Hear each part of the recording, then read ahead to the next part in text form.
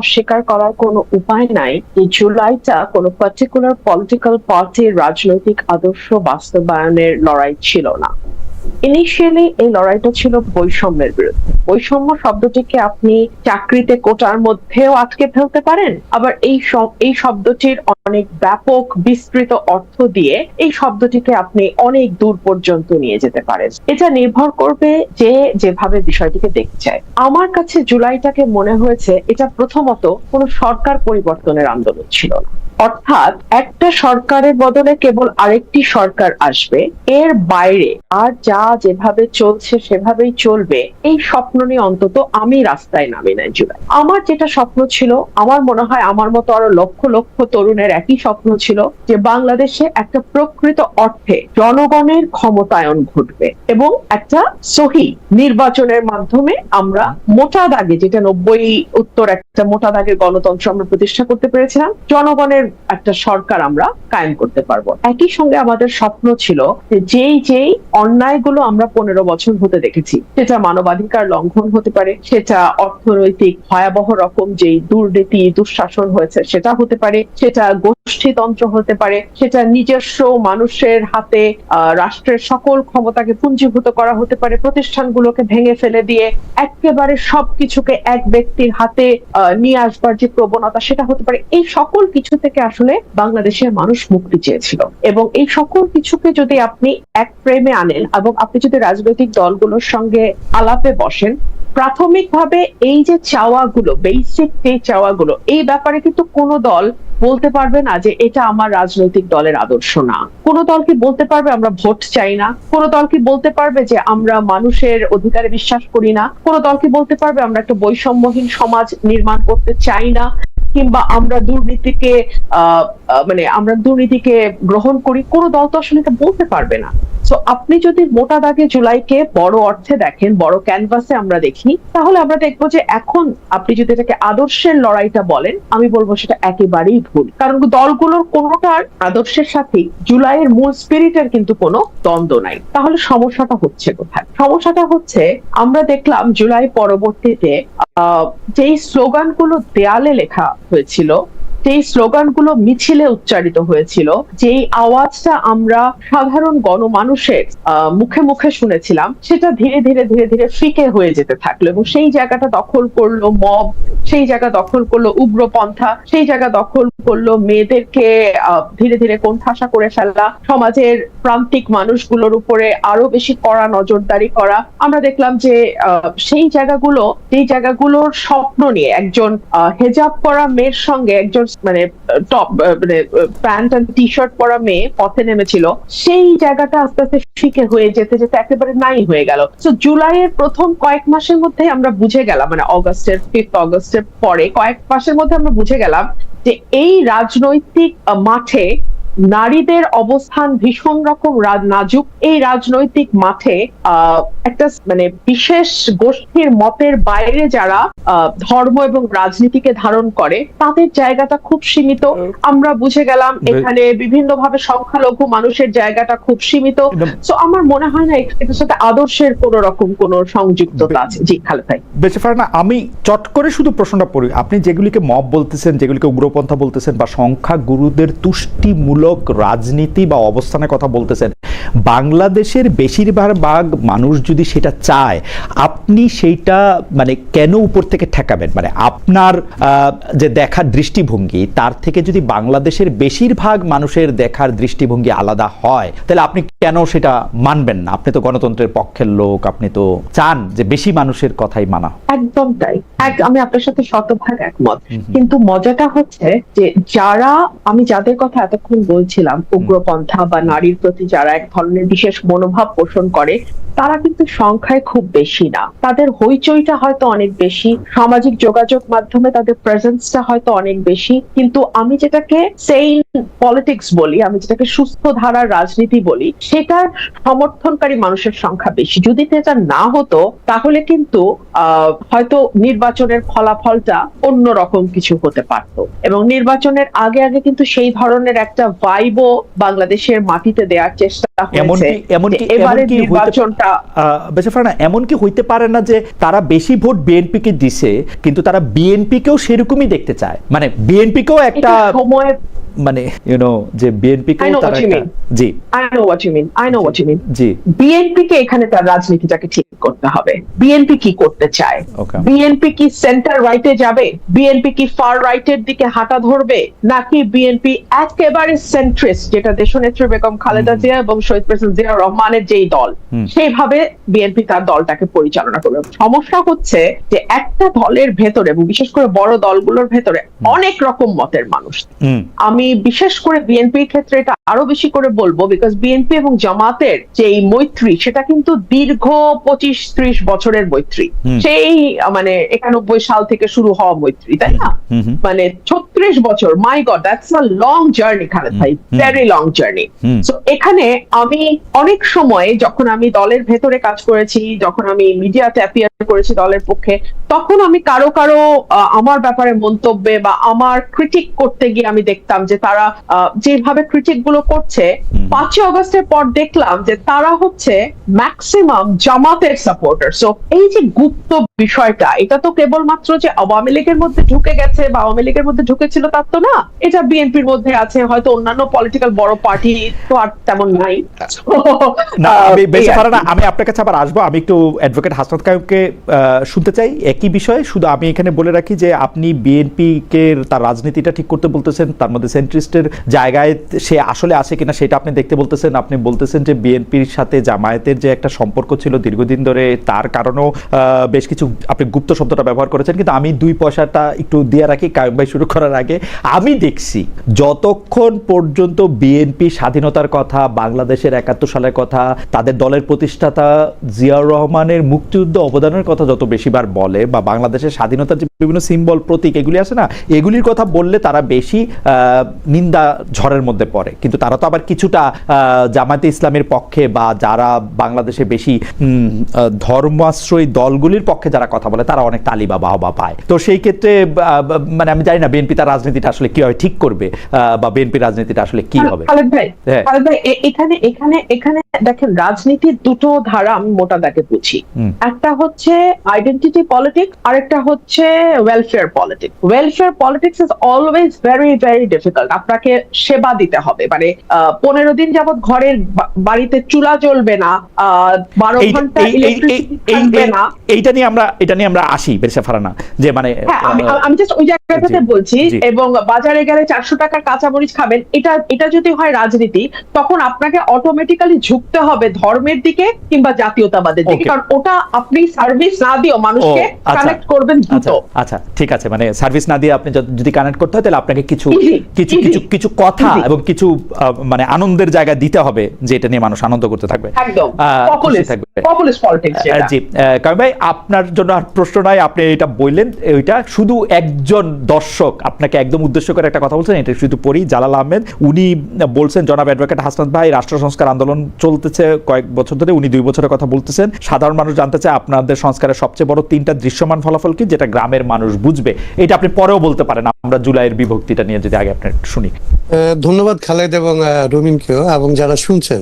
আমি রুমিনের কোনো কথারই আসলে বিরোধিতা করছি না, আমি ওর কথার সাথে একটা জায়গা যোগ করতে চাচ্ছি। ওর যা অবজারভেশন, এগুলি নিয়ে আমার কোনো ভিন্নমত নাই।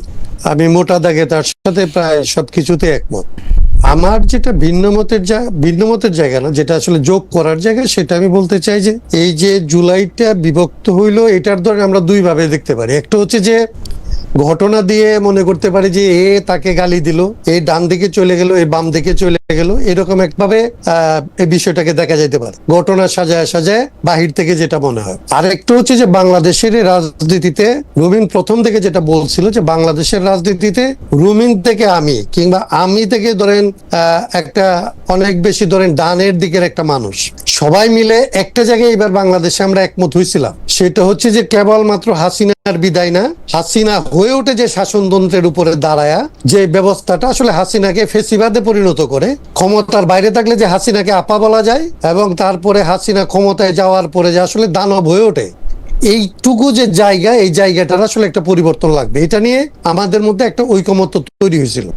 রাস্তার লোক থেকে আপনি যেটা মানে আমার যে প্রশ্ন করছে, সে মনে করছে যে রাস্তার লোক কিংবা গ্রামের লোক বোধহয় সংস্কারটা বোঝে না। বিষয়টা এরকম না। আসলে আমরা সবাই একটা বুঝছিলাম যে এই ব্যবস্থাটার পরিবর্তন লাগবে। এই মহিলাকে বিদায় করতে হবে এই জন্য যে উনি এখন এই ব্যবস্থাটাকে আসলে পাহারা দিচ্ছেন, ওনাকে বিদায় করতে হবে, এই ব্যবস্থাটা বিদায় করতে হবে। এটা হচ্ছে এক। তাইলে যারা আসলে এই ব্যবস্থাটার পক্ষের মানুষ, এটা তো কেবলমাত্র একজন হাসিনা কিংবা দুইটা আসলে হাসিনার বিশ্বস্ত এরকম দলের লোক কিংবা দলের বাইরে থেকে ব্যুরোক্রেটিক কিংবা আসলে সিভিল মিলিটারি যে জায়গায় আছে, যারা যারা আসলে বাগবাটোয়ারা খাচ্ছিল, তারা কয়েকজনের একটা সিন্ডিকেট। আমরা বলছি অনেক সময়, তো এটা শুধুমাত্র একটা সিন্ডিকেটের উপরে দাঁড়ায় ছিল না। এই সিন্ডিকেট দ্বারা উপকৃত হইতো কিংবা এই সিন্ডিকেট দ্বারা উপকৃত হয় এরকম দেশে এবং বিদেশে আসলে তার একটা এক ধরনের একটা আসলে যোগাযোগ সূত্র থাকে। এবং তারা, আমি একটা শেষ করে ফেলি, 30 সেকেন্ড লাগবে। এইটার আসলে যারা লাভবান হইতে চায় এটা থেকে, তারা জানে যে বাংলাদেশটাকে এখান থেকে ফিরাইতে হলে কিংবা বাংলাদেশটাকে আগের জায়গায় রাখতে হলে কিংবা এরকম একটা জায়গায় রাখতে হলে বাংলাদেশকে আসলে বিভক্ত করা লাগবে। এটা হচ্ছে প্রথম শর্ত। ওকে, জি না কারণ আমি আপনার ফ্লোটাতে করে না। জি, আপনি শেষ করে দেন তাহলে, আপনি শেষ যে আমি শুধু তাইলে আমি এটা বলতেছিলাম যে দেখেন এই জায়গাটার বিভাজনটা শুরু হলো কিভাবে। এই জায়গাটার বিভাজনটা শুরু হলো যে একেবারেই যেইগুলিতে কোনো ধরনের বিভক্তি নাই সেই রকম জায়গা দিয়ে শুরু হলো। বাংলাদেশে মুক্তিযুদ্ধ, স্বাধীনতা কিংবা আসলে যে নারীরা রাস্তায় নামবে, জিন্সের পাশে হিজাব, এইটা নিয়ে একদম ধরেন এটা সেটেল। এইটা সেটেল করেই তো আমরা আসলে হাসিনাকে তাড়াইলাম। তাইলে সেটেল বিষয়টাকে প্রথমে যে আসলে টার্গেট করা হলো, এটার অর্থ হচ্ছে যে যা আমরা করতে চাইলাম সেই জায়গাটায় থাকতে সেটেল বিষয়টাকে আসলে আনসেটেল করা, একটা ইমমেটেরিয়াল জিনিসকে মেটেরিয়াল করা, 71-এর মতো একটা বিষয়কে প্রশ্নের মধ্যে ফেলা। এবং 71-এর বিষয় নিয়ে তো কোনো প্রশ্ন উঠতে পারে না, কিন্তু এটাকে যখন আপনি প্রশ্ন করেন তখন হচ্ছে 71-এর পক্ষে একটা জিনিস দাঁড়ায়। যে 71-এর কে প্রশ্ন করে 24-কে খুব আঁকড়ে ধরতে চায়, তখন 24-এর বিরুদ্ধে গিয়ে একটা পক্ষ দাঁড়ায় এবং 71 এবং 24-কে মুখোমুখি করা যায়। এইটা তো ধরেন এমনিতে মনে হয় পাগলেও বিশ্বাস করে না, কিন্তু বাস্তবত তাদের শক্তি এত বেশি যে তারা এটা পারলো কিন্তু বাংলাদেশে। ওকে, আমি এটা বলতেছি, আমি সেই জন্য একটু সুযোগ চাইতেছিলাম আপনার কাছ থেকে যে একটা কথা বলার জন্য, যে আপনি যেই ব্যবস্থার কথা বলছেন, যেই সিস্টেমের কথা বলতেছেন, যেইটার শেখ হাসিনা আঁকড়ায় ধরে ছিল, সেই সিস্টেমটাকে যদি আমরা ধরে দেই সংবিধান, সেই সিস্টেমটাকে যদি আমরা ধরে নেই সাংবিধানিক ব্যবস্থা বা রাষ্ট্র পরিচালনার ব্যবস্থাপনা সমূহ, আপনারা যখন এইটা নিয়ে কথা বলতে থাকলেন তখন যেন মনে হইল যে শেখ হাসিনা বই দেখা দেখা এই কাজগুলি করছেন বা করেন নাই। কিন্তু আমার রিডিং হয়ে যাচ্ছে শেখ হাসিনা বইয়ে যা আছে তার প্রত্যেকটা কাজ উল্টা করছে। শেখ হাসিনার বইয়ে বা বাংলাদেশের বইয়ে নাই কিন্তু যে আপনি গুম করতে পারবেন, খুন করতে পারবেন, সংবাদপত্রের মাধ্যম বন্ধ করতে পারবেন। আপনারা ব্যস্ত হইলেন হচ্ছে বইটা চেঞ্জ করার জন্য, যেখানে শেখ হাসিনা নিজেই এই বইটা সবচেয়ে বেশিবার ভায়োলেট করছে। আপনারা দুইজনই আইনজীবী, আপনাদের আমি এইটা মূলনীতি আপনি রাখবেন কি রাখবেন না সেটা আপনার ব্যাপার, কিন্তু আমি দেখছি শেখ হাসিনা গণতন্ত্র, সমাজতন্ত্র, ধর্মনিরপেক্ষতা এবং জাতীয়তাবাদের একটি মূলনীতিও সে মানে নাই। সে মানে নাই হচ্ছে মানুষের একটা কথা, মানে বইয়ে যা কিছু লেখা আছে ভালো খারাপের এর মধ্যে একটা কথাও সে মানে নাই। কিন্তু আপনাদের কাছে বই পরিবর্তনটাই যখন মুখ্য হয়ে দাঁড়ায় তখন আপনারাই সূচনা করলেন কিনা এই বিভক্তিটার। কারণ এটা আমি মানে আমারে লোকে কেমন দেখে সেটা বলার জন্য আমি একটু একজনের বলে উঠি। মুকিদুল ইসলাম উনি বলতেছেন, খালেদ ভাই নেতাদের দালালি বাদ দিয়ে একটু জনগণের দালালি করেন। বর্তমানে দেশের সাধারণ মানুষ ভালো নেই, গ্যাস বিদ্যুতের তীব্র সংকট এবং উচ্চ মূল্যস্ফীতি, সবকিছুতেই মূল্যস্ফীতি, মানুষকে এখন বিষ খেয়ে মারা যাবে। আমি চেষ্টা করি একটু নেতাদের দালালি বাদ দিতে পারবো কিনা জানি না, দেখি হাসান খান ভাই কি বলেন। যে প্রথমত ধরেন আপনাকে ওই জায়গাটাই বলি, আমাদের সংবিধানের যে মূলনীতি বলছেন না, এই মূলনীতিটার একদম শুরু হয়েছে হচ্ছে দ্বিতীয় চ্যাপ্টারটাই হচ্ছে মূলনীতি, রাইট? এবং এই মূলনীতি 8 নাম্বার থেকে শুরু হয়েছে, 8 অনুচ্ছেদ থেকে 8-এর 2 আছে একটা, 8-এর 2-এ বলা হচ্ছে যে এইটা হচ্ছে রাষ্ট্র পরিচালনার মূলনীতি হবে। কিন্তু এইটাকে আসলে এইটা মেনে চলার জন্য আপনি সব কাউকে বাধ্য করতে পারবেন। তার মানে হচ্ছে যে এইটা আপনার মূলনীতি নির্ভর করছে রাষ্ট্রের যারা কর্ণধার সরকারে যারা আসবে তারা এটা মানবে কি মানবে না, এটা হচ্ছে তার ঐচ্ছিক বিষয়, ইচ্ছাধীন। রাইট। তিনি মানলে এটা মানবে, না মানলে মানবে না। তাইলে আমরা বলছি যে এই যে জায়গাটা দিয়ে আপনি তাকে মূলনীতিটা মানা না মানার বিষয়ে পরিণত করলেন, ঠিক আছে, কিন্তু আপনি যেখানে ক্ষমতা দিতেছেন তখন সেইখানে এরকম কোনো কথা বলতেছেন না যে এই ক্ষমতাটা আসলে রাষ্ট্রপতি যদি ইচ্ছা না করে তাইলে প্রধানমন্ত্রী প্রয়োগ করবে, এইটা আপনি তখন বলতেছেন না। আপনি ক্ষমতাটা যখন বিন্যাস করতেছেন, ক্ষমতা বিন্যাসের মধ্যে গণতন্ত্র বলতেছেন, মানলে মানতে পারে না মানতে পারে, কিন্তু ক্ষমতাটা দিচ্ছেন একজন ব্যক্তির কাছে, সমস্ত প্রেসিডেন্টের ক্ষমতা, প্রধানমন্ত্রীর ক্ষমতা, সংসদের ক্ষমতা, বিচার বিভাগের ক্ষমতা, বিচার বিভাগের মতো যে সমস্ত প্রতিষ্ঠান আছে যেগুলিকে আমরা সাংবিধানিক প্রতিষ্ঠান বলি, সেইগুলির ক্ষমতা, কাউকে আসলে আপনি মাফ করে দিবেন কি আসলে ফাঁসিতে ঝুলাবেন এটার ক্ষমতা, সমস্ত ক্ষমতা আপনি কেন্দ্রীভূত করতেছেন একটা পদে। আমি শেষ করে 30 সেকেন্ড শুনে না। এই যে এটা আছে, এই জায়গাটার মধ্যে একটা শুভঙ্করের ফাঁকি আছে। এটা সাধারণভাবে পাঠ করলে, আপনি যখন পাঠ করবেন তখন মনে হবে যে এটাতে আপনার সমস্ত অধিকার আপনার পক্ষে, আর আপনি যখন এটা প্রয়োগ করতে যাবেন তখন আপনি দেখবেন যে আপনার হাতে কিচ্ছু নাই, সমস্ত মৌলিক অধিকার পর্যন্ত আরেকজনের হাতে। আপনি যেটাকে মৌলিক অধিকার মনে করেন সেটাও পুলিশের আসলে বিবেচনা সাপেক্ষে। এই যে সাংবিধানিক ফাঁকিটা, এইটার উপরে দাঁড়ায়া প্রধানমন্ত্রী তার ক্ষমতাটা চর্চা করছে এবং ওইখানেই সে গুম খুন এগুলি সবগুলি করতে পারছে। ওকে, আপনি আমি এইটা বলে শেষ করি। তাইলে এইটাকে যখন আমরা বললাম তখন আমরা কিন্তু বললাম না যে বইটাই সবকিছু, আমরা বললাম যে বইটা এবং এটার যে সাথে আইন কানুন, এবং যেটা তখন আমরা বলতে পারলাম না। আপনার প্রশ্নটা আমি নিচ্ছি এই জন্য যে আমরা যখন রাষ্ট্র চিন্তা করি তখন আমরা বলছিলাম আমাদের স্লোগানটা হবে রাষ্ট্র, রাজনীতি এবং অর্থনীতি সংস্কার করতে হবে।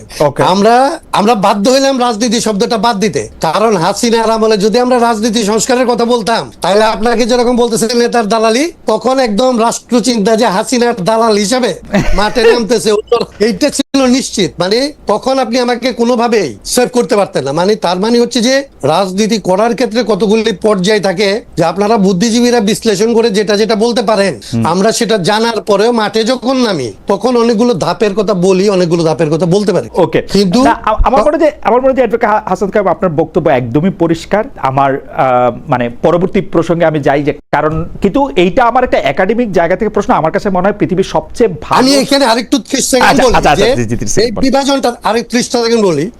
আমরা বলছিলাম যে সংবিধানের এই জায়গাগুলি, ব্যবহারিক জায়গাগুলিতে, যেখানে আমার এবং রুবিনের এক্সপিরিয়েন্স একই হয়েছে 50-55 বছরে, আমাদের যে এক্সপিরিয়েন্স, ওই এক্সপিরিয়েন্সের জায়গাটাই কোথায় কোথায় সংশোধন করতে হবে, পরিবর্তন করতে হবে, এই জায়গাটাই আসি। বাকি যেগুলি ফিলোসফিক্যাল পার্ট, এইটাকে আমরা আসলে আলোচনার বাইরে রাখি। আমাদের তরুণদেরকে এটা বুঝাইতে পারছিল যে হাসনাত কায়েম যেটা বলতেছে এটা না, মূলনীতি ফেলাই দিতে হবে, এইখানে আসলে ধর্মনিরপেক্ষতা ফেলাই দিতে হবে, সমাজতন্ত্র ফেলাই দিতে হবে। তর্কটা আমরা তাদেরকে বলছিলাম যে এটা লম্বা তর্ক, এটা করতে পারবা না বাবারা, এটা মাগরিবের ওয়াক্ত, এই শক্ত কাজা হয়ে যাবে।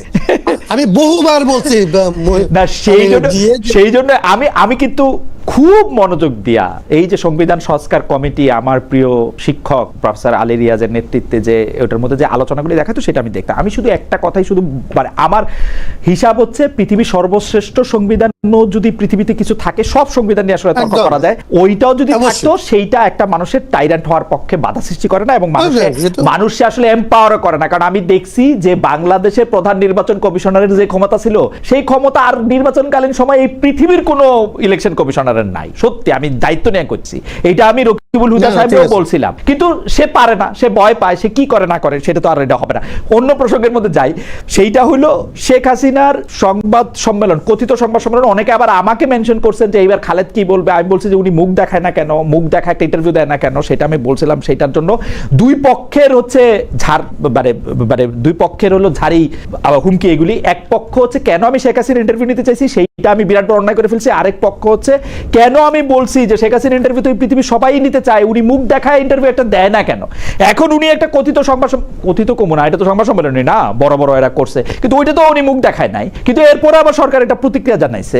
আমরা প্রথমে অ্যাডভোকেট কায়েম আপনার কাছে জানতে চাইবো যে শেখ হাসিনার এই সংবাদ সম্মেলন বাংলাদেশের রাজনীতিতে গুরুত্ব, যেই সংবাদ সম্মেলনে উনাকে আবার দেখা যায় নাই, এখন দেখা না যাওয়া সম্পর্কে আমি আর কি বলবো। তো